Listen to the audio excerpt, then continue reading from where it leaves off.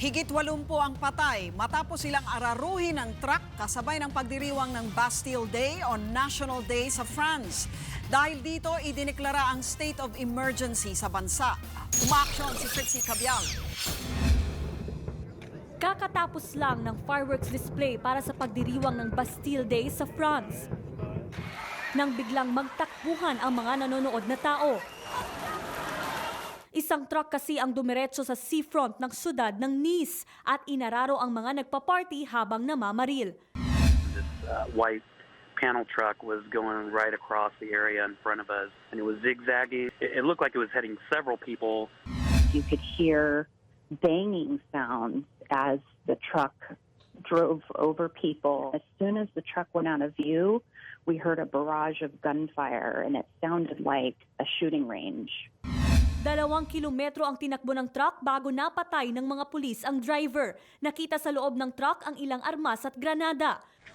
84 ang nasawi sa pag-araro ng truck, higit 100 ang sugatan.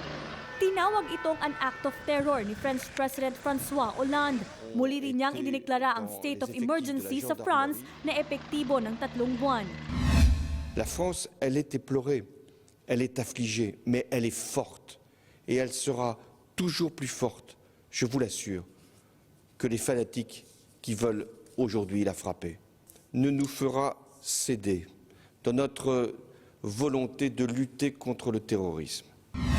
Nag-alay naman ng moment of silence ang mga leader na dumalo sa Asia-Europe meeting sa Mongolia.